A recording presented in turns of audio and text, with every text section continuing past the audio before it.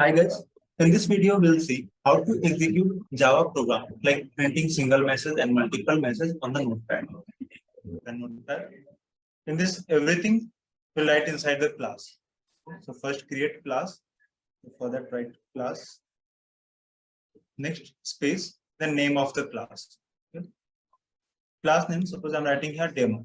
Now rules for writing this name, we cannot start with the number. We can only start with the alphabet, that is capital letter. We can write small also, but Java suggests to write capital only. Let's always start with the capital letter.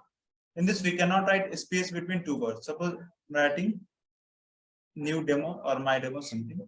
So each word, like new is one word, demo is another word. Both words, each word, first letter should be capital. We cannot write a space between two names. Okay? We cannot write a space between two names. We can use only underscore and $2 special character. Except these two, we cannot use any other special character. Okay, I'm writing demo. Next, open the bracket for this. This is block body for this class. Everything should be inside this two bracket. Enter. Inside the class, first we write method. So public static void method. Public static void method. Open the bracket inside this string and argument 0. Next, open the bracket for this, again block body for this.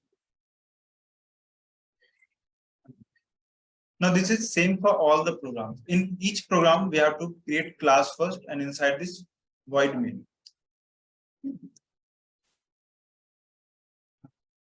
This will be same in all the programs. In this void main is a method. There is static and public.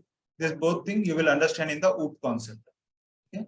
In OOP concept, you will understand, you will get all the details of this. Now you just remember this, in all the programs we have to write this same. Next one, to print something as it is on the output. Like suppose we have to print one message. For that we'll use System.out.print and open the bracket inside this. In the quotes whatever we write, it will print as it is. Okay, and then semicolon to terminate the line.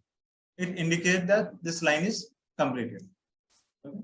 Now inside this quotes, whatever we write, it will print as it is. Suppose hello. Now program is completed. Now first save the file. Control S is shortcut, or you can click on file, save. And this important is whatever we are writing the class name, same should be the file name. Okay, so class name is demo. So write file name also demo. Okay, and this is Java file. So write .java.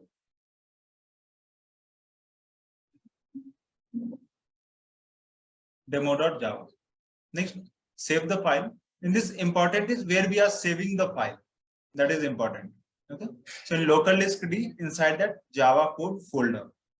In local disk D is a directory. Inside this Java code is a folder. There we have saved our program, our file demo.java.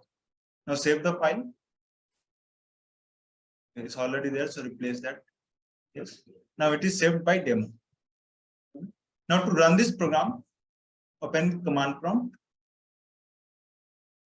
In this command prompt, by default, it will be somewhere in local disk C. Command will be in local disk C. Inside that user folder, inside this 91898 folder. This will be different in different systems.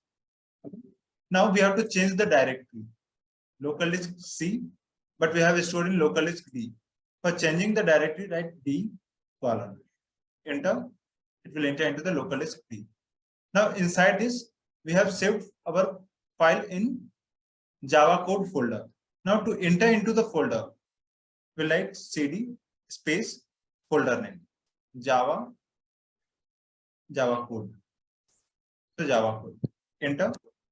Now our command is local disk D inside this Java code folder. We have saved our file in the same path. Now first we compile the file. For compiling, we'll use Java C space file name. File name is demo.java. So write demo.java and enter. Okay. If any error is there, it will indicate here. There is no any error. This came as. Now, after compiling, run the file. For running Java space class name. The class name is demo. Enter. Hello is our message is printing here. Okay. First, we compile the program. For compiling Java C space file name. Java C space file name. Next, to run the program, Java space class name. Okay. In this writing comment, for that we'll use double slash. Okay. Means after the double slash, whatever we write, compiler will not check that line. Okay, that is only for our understanding. So here I'm writing question, write a Java program. In shortcut, write a Java program to print single message. Next one, multiple messages.